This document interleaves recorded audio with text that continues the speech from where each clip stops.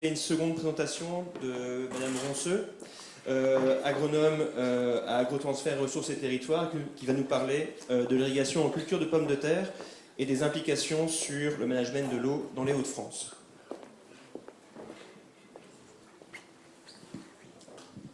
Bonjour à tous. En attendant que la présentation s'ouvre, je vais dire deux mots de la structure Agrotransfert. Donc, on est une association, on se définit comme une structure de R&D collaborative pour l'innovation au service de l'agriculture de la région. Donc, moi, je vais vous présenter des travaux qui ont été menés par des collègues autour de la pomme de terre dans le cadre d'un projet qui s'appelle Option Plus. Ce projet ne porte pas spécifiquement sur l'irrigation, mais plutôt sur l'interaction entre l'irrigation et d'autres éléments de l'itinéraire technique qui vont impacter finalement la mobilisation des ressources en eau disponibles dans le système. Et je voulais élargir 2-3 diapos à la fin sur les enjeux, sur les questions posées sur la gestion de l'eau en région Hauts-de-France. Donc pour commencer, j'ai repris cette diapo pour poser le contexte. On se situe bien ici dans un contexte de changement climatique et de questionnement autour des impacts de ce changement climatique pour l'agriculture. Donc j'ai repris une diapo qui a été présentée par M. Pertoudi de l'INRA, qui met en avant les impacts potentiels du changement climatique sur l'agriculture. Avec nous, les questions qu'on se pose autour de la gestion de l'eau, ça a trait à la diminution de la quantité de pluie disponible finalement pour l'agriculture, qui impacte le confort hydrique des cultures et qui impacte potentiellement aussi les besoins en irrigation de ces cultures. Donc au niveau du contexte, je vous disais, je vais parler de la pomme de terre. Donc on en a parlé ce matin, mais la pomme de terre, c'est une culture centrale pour la région Hauts-de-France. Là, on a une carte qui commence à dater encore, on n'était pas encore régionalisé, mais ça permet d'avoir la part de la SAU des exploitations côté Picard, côté Nord-Pas-de-Calais, sur donc la part de la SAU dédiée à la pomme de terre. Donc ce qu'on voit, c'est que c'est une part non négligeable sur ces exploitations. La région de France, donc Nord-Pas-de-Calais, Picardie, à l'époque, c'était les premières et deuxièmes régions productrices de pommes de terre à l'échelle de la France, avec des enjeux socio-économiques forts derrière ça. Donc on en a parlé ce matin aussi. Derrière ça, il y a des exploitations agricoles, mais aussi des filières qui emploient beaucoup sur la région. Donc je ne veux pas vous reciter toutes les structures qui emploient autour de la pomme de terre, mais ça draine un certain nombre de personnes sur la région. Quand on met en parallèle la carte sur la Picardie de répartition des surfaces de pommes de terre et des surfaces irriguées, on se rend compte que ça concorde assez bien, parce que la culture de pommes de terre, c'est une culture qui est souvent irriguée. On va voir tout de suite pourquoi. L'eau va agir à différents niveaux du cycle de la pomme de terre. Donc le cycle est représenté ici, de la tubercule mère jusqu'à la récolte de la pomme de terre. Ce qu'on peut voir sur ce schéma, c'est que l'eau va intervenir à la fois sur la formation du pool de tubercules sur la pomme de terre. Donc ça va définir le nombre de pommes de terre qu'on va pouvoir récolter après récolte. Donc. Et du coup, l'eau va agir aussi sur la maturation, le grossissement de ces tubercules.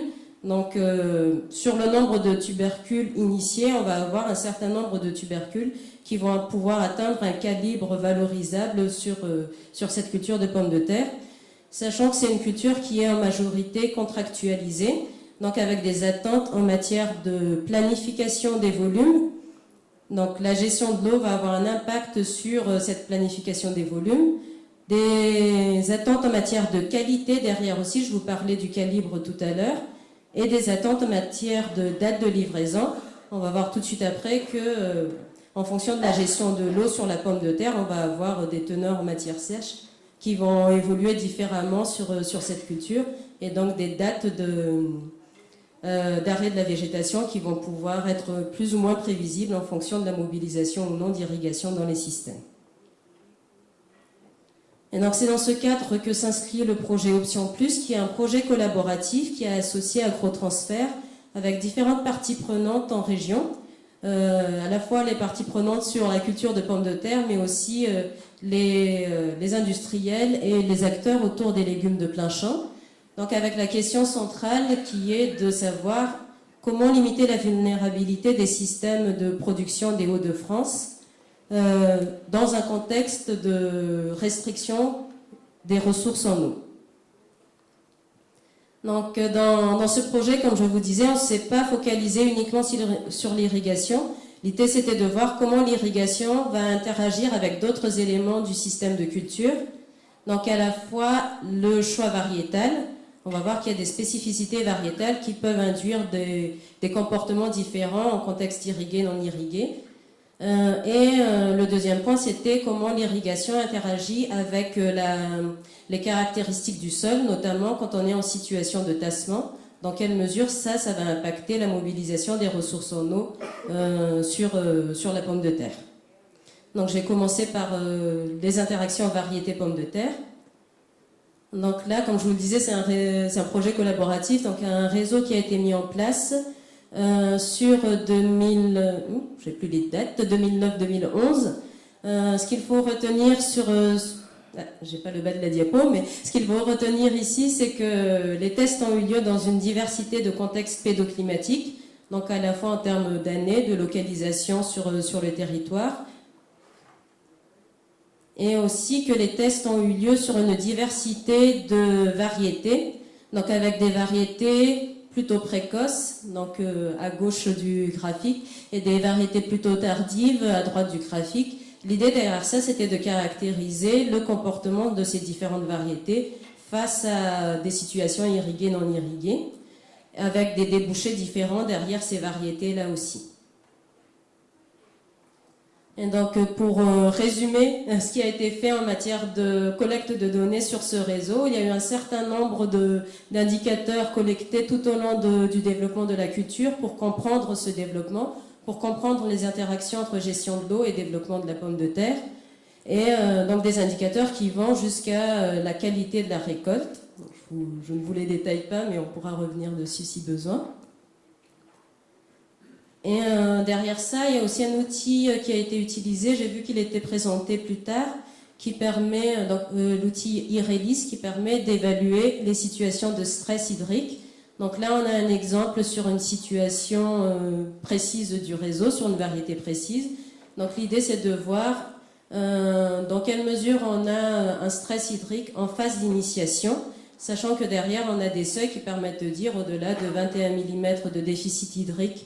Dans cette phase-là, on a un impact sur la phase d'initiation des tubercules. Et dans un second temps, on a des seuils qui vont différer sur la phase de grossissement, donc qui sont plutôt à 49 mm de déficit hydrique à ce moment-là. Et l'idée, c'est de voir si l'eau apportée soit par les pluies, soit par l'irrigation, induit un stress hydrique ou pas sur cette culture. Donc en matière de résultats, ce qu'on peut voir ici, c'est que effectivement, le fait d'avoir de l'irrigation ou non va impacter le nombre de tubercules initiés au moment de la phase d'initiation. Donc les traits en bleu, ce sont du coup les situations qui sont irriguées. En rouge, on a les situations non irriguées. Et donc les pointillés indiquent le nombre de tubercules qui dépasse le calibre de 15 mm dans chaque situation. Donc là, ce qu'on voit, c'est qu'au final, sur les situations non irriguées, on diminue le nombre de tubercules initiés sur ce réseau. Ensuite, sur la phase de grossissement, donc on a là, pareil, en orange, des situations qui sont irriguées uniquement pendant la phase d'initiation, donc pour lever finalement la contrainte liée à l'initiation des tubercules. Et en bleu, les situations qui sont irriguées jusqu'après, donc jusqu'à la phase de grossissement, développement des tubercules. Et dans ce qu'on voit ici, c'est que là encore, on a un impact d'avoir de l'irrigation ou pas sur le grossissement des tubercules. Et ce qu'on voit, c'est que sur les situations non irriguées, on a moins de tubercules finalement qui atteignent le calibre plus 50 mm. Donc ça va impacter derrière la commercialisation de cette pomme de terre.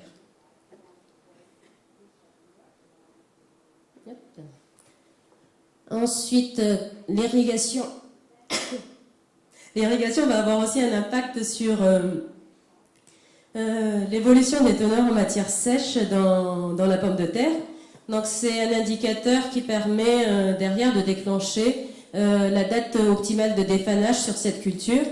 Et donc ce qu'on voit sur la situation irriguée en bleu, c'est qu'on a une évolution qui est continue finalement de la teneur en matière sèche sur la pomme de terre, alors qu'en situation non irriguée, en fonction de la variabilité de la pluviométrie finalement sur la saison, on va avoir des à-coups en matière d'évolution de cette teneur en matière sèche. Donc derrière, ça va induire une planification plus délicate, on va dire, de cette date optimale de défanage dans les systèmes non irrigués, donc un impact encore une fois sur le calendrier de récolte de la pomme de terre. Et enfin, le dernier point important par rapport à l'impact de l'irrigation sur cette culture, c'est que on a des impacts en matière de qualité visuelle, donc soit des déformations, soit des crevasses en fonction de la gestion de l'eau tout au long de la culture. Donc encore une fois, l'irrigation va impacter cette qualité qui derrière impacte la commercialisation de la production par le producteur. Ensuite, un point intéressant sur l'interaction que je mettais en avant tout à l'heure entre irrigation et variété, c'est qu'on a des comportements différents des variétés qui ont été testées dans le réseau. Donc ce qu'on voit, c'est que de manière générale, toutes les variétés sont impactées par le fait d'avoir ou non de l'irrigation sur le temps de la culture. Par contre, on a des variétés qui vont supporter un peu mieux le fait d'avoir des stress hydriques en cours de culture. Et donc l'idée derrière ça, c'est de pouvoir identifier des spécificités variétales qui vont impacter sur la meilleure gestion, valorisation de l'eau sur cette culture de pommes de terre. Sachant que derrière ça, ce que mes collègues ont mis en avant, c'est qu'il y a un lien entre la précocité de maturité et le comportement de ces variétés vis-à-vis de l'irrigation. Même si finalement, là ce qu'on voit, c'est que voilà, les variétés qui étaient les plus précoces sont ici, les variétés les plus tardives ici. Par contre, il reste une diversité au sein du même type de précocité qui n'a pas été expliquée dans le cadre de ce projet. Donc voilà un levier intéressant pour raisonner finalement les interactions entre éléments de l'itinéraire technique et gestion de l'eau sur cette culture. Donc j'en ai fini sur la question des variétés. Je vais aborder le deuxième point sur les interactions, plutôt les liens entre structure du sol et valorisation de l'eau par la culture de la pomme de terre. Donc pourquoi cette question? C'est que la pomme de terre se trouve dans des systèmes avec beaucoup de légumes en général dans la région. Donc de légumes ou de cultures spécialisées type betterave qui sont récoltées de façon tardive, donc plutôt en conditions automnales, dans des conditions plus ou moins humides en fonction des années. Et donc ça va impacter la structure du sol dans ces systèmes avec des problématiques de tassement plus ou moins profonds dans ces systèmes. Sachant que la pomme de terre est une culture de printemps avec un enracinement qui n'est pas très profond, donc elle va pouvoir être impactée par le fait d'avoir un sol tassé derrière. Et la question posée ici, c'était quels impacts d'un état structural dégradé sur le développement, la productivité de la pomme de terre et quel lien avec l'alimentation hydrique de la pomme de terre. Donc ça a fait l'objet d'une collaboration entre deux projets chez Agrotransfert, donc Option Plus dont je vous parlais tout à l'heure, et le projet Sol Défi qui travaille sur la fertilité physique des sols de manière générale. Donc les dispositifs ont été conduits de 2010 à 2013, encore une fois sur des années climatiques différentes, assez différentes. Donc avec 2011 une année plutôt sèche, 2012 une année plutôt humide, donc des comportements différents caractérisés en fonction des années. On a des types de sols assez différents aussi dans ce réseau qui a été mis en place, avec là encore différentes variétés qui ont été utilisées dans les tests. Donc en complément des suivis qui ont été mis en place sur la partie plutôt plante, il y a eu des suivis sur la partie sol pour caractériser justement à la fois le développement racinaire et l'état du sol via notamment des profils culturaux. Et donc si on passe aux résultats, ce qu'on peut voir, c'est que Là, on a une situation, donc sur la même parcelle, où on a une zone non tassée, une zone tassée. Ce qu'on voit assez facilement, c'est que la profondeur d'enracinement est impactée par le fait qu'il y ait du tassement. Et donc derrière, la capacité de la culture à aller mobiliser l'eau va être impactée également. Donc on diminue la réserve utile disponible lorsqu'on est sur des situations tassées. Et ce qu'on peut voir aussi, c'est via le code couleur qu'il y a, en gros, plus c'est foncé, plus il y a de racines dans la zone. Via ce code couleur, ce qu'on peut voir, c'est que dans les zones qui sont les plus tassées, on a moins de racines, ce qui est assez logique. Ensuite, ce graphique illustre différentes choses. Déjà, ça illustre encore une fois ce qu'on disait tout à l'heure sur la profondeur d'enracinement qui diminue sous les zones tassées. Donc ça, on le voit sur le graphique de gauche, où en gros sur ce graphique, plus on va dans le rouge, plus on considère que la zone est tassée. Et on a ici la profondeur d'enracinement efficace. Donc ce qu'on voit, c'est que plus on est en zone tassée, plus la profondeur d'enracinement efficace diminue. Le deuxième point, c'est qu'on a une variabilité plus importante finalement de l'enracinement en zone tassée. Ça, on le voit bien sur le graphique 2012, où plus on va en gros dans le rouge, plus la dispersion autour de la droite est importante. Et le troisième point, c'est l'effet de l'humidité du sol sur la réponse au tassement. Ça, on le voit plutôt sur le graphique année 2011, où, je vous le rappelle, on était sur une année sèche. Donc en gros, ce qu'on peut dire, c'est que l'effet d'un état structural dégradé est accentué sur les années sèches quand on a une restriction d'irrigation.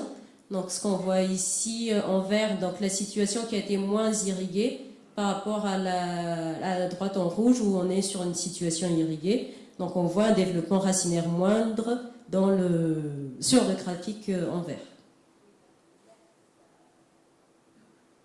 Ensuite, le troisième point, c'était sur l'effet du tassement sur le rendement. Donc là, ce qu'on voit, c'est que donc ici, on a des situations qui sont non tassées, irriguées ou non irriguées. Et ensuite, ici, des situations tassées, irriguées ou non irriguées. Donc on voit la répartition du rendement en classe de calibre en fonction de ces situations-là.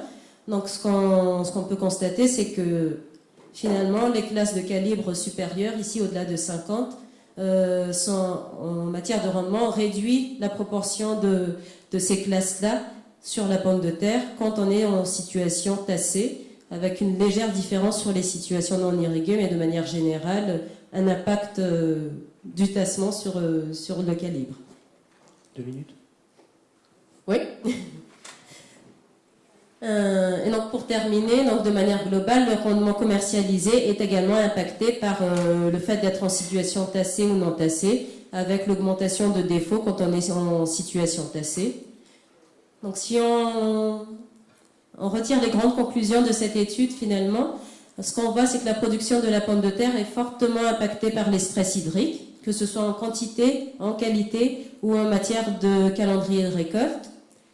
Le choix variétal peut permettre dans certaines situations de diminuer la sensibilité de la pomme de terre au stress hydrique, sachant que voilà, c'est vraiment une diminution, c'est pas gommer l'effet du stress hydrique. Le troisième point, c'est que ça va interagir beaucoup avec l'état structural du sol. L'irrigation, finalement, ne permet pas de compenser un état structural dégradé. Dans certaines situations, elle permet de limiter l'impact de cet état structural dégradé, mais ça ne gomme pas complètement l'effet du tassement. Donc, ce que je voulais mettre en avant ici, c'était que, au-delà de l'irrigation, il y avait des interactions entre d'autres pratiques, d'autres caractéristiques du système qui étaient à prendre en compte pour mieux gérer l'eau, pour optimiser finalement la mobilisation des ressources en eau dans nos systèmes agricoles dans un contexte de disponibilité en eau réduite. Et d'autant plus que dans nos systèmes, finalement, on a à la fois de la pomme de terre, mais aussi d'autres cultures qui vont mobiliser les ressources en eau au même moment. Donc ça m'amène aux questions qui sont adressées aujourd'hui à Agrotransfert en matière de gestion de l'eau. Le premier point, c'est quels impacts d'une éventuelle baisse des ressources en eau sur nos systèmes régionaux, où on a plusieurs cultures à forte valeur ajoutée, mais des cultures qui ont besoin d'eau, qui ont beaucoup besoin d'eau. Et comment anticiper cette éventuelle baisse de ressources en eau, les impacts que ça peut avoir sur l'agriculture de la région, à la fois à l'échelle de l'exploitation, mais aussi à l'échelle du territoire pour voir comment est-ce qu'on continue à approvisionner ces filières bien implantées sur le territoire en quantité et en qualité, encore une fois.